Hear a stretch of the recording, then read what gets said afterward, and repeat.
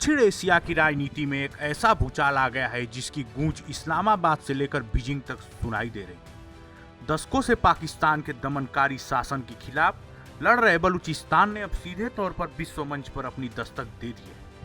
प्रमुख बलूच नेता और मानवाधिकार कार्यकर्ता मीर यार बलूच ने घोषणा की है कि 2026 का पहला सप्ताह बलूचिस्तान ग्लोबल डिप्लोमेटिक वीक के रूप में मनाया जाएगा। बलूच नेता का ये कदम केवल एक उत्सव नहीं बल्कि पाकिस्तान से पूरी तरह नाता तोड़कर एक स्वतंत्र राष्ट्र के रूप में उभरने की बलूच जनता की अंतिम इच्छा का प्रतीक है।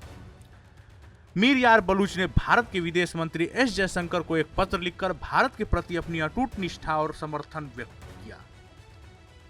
पत्र में उन्होंने विशेष रूप से 2025 में भारत द्वारा किए गए ऑपरेशन सिंदूर का जिक्र किया, जिसे मोदी सरकार ने पहलगाम हमले के जवाब में पाकिस्तानी आतंकी ठिकानों को ध्वस्त करने के लिए चलाया था।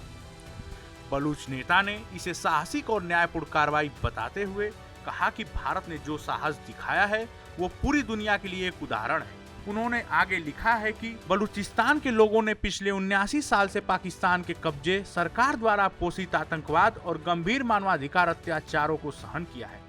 अब समय आ गया है कि इस विकराल पीड़ा को जड़ से खत्म किया जाए और हमारे देश के लिए अस्थायी शांति और संप्रभुता सुनिश्चित की जाए। बलूचिस्तान के लोगों की ओर से हम शांति, समृद्धि, विकास, व्यापार, रक्षा, सुरक्षा, भविष्य की ऊर्जा, चुनौतियों और छिपे हुए खतरों के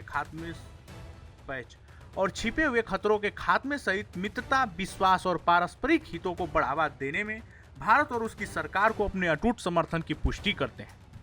आपको बता दें, बलूचिस्तान की चिंता केवल पाकिस्तान तक सीमित नहीं है। मीर यार बलूच ने भारत को आगाह किया है कि चीन पाकिस्तान आर्थिक गलियारा अब अपने अंतिम चरण में है।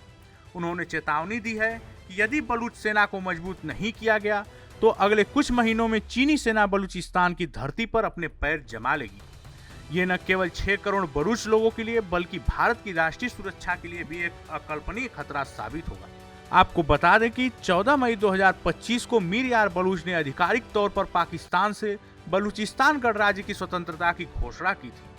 उन्होंने पाकिस्तान पर दशकों तक नरसंहार और मानवाधिकारों के उल्लंघन का आरोप लगाया। अब 2026 में उनका लक्ष्य दुनिया के 190 देशों में अपने राजनयिक मिशन खोलना है। उन्होंने संयुक्त राष्ट्र से भी मांग की है कि वहां शांति सेना तैनात की जाए और पाकिस्तानी सेना की वापसी सुनिश्चित की जाए। दुनिया के 190 देशों में अपने राजनयिक मिशन खोलना है।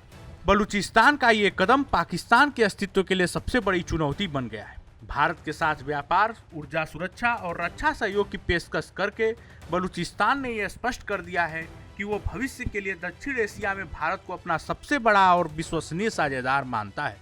अब देखना ये होगा कि क्या दुनिया एक नए राष्ट्र को मान्यता देगी। क्या ऑपरेशन सिंदूर जैसी कार्रवाइयां बलूचिस्तान की आज़ादी की नींव बनेंगी। आने वाले कुछ हफ्ते वैश्विक कूटनीति के लिए ये निर्णायक होने वाले हैं। इस खबर पर आपकी क्या राय है, हमें कमेंट बॉक्स में जरूर शेयर करें।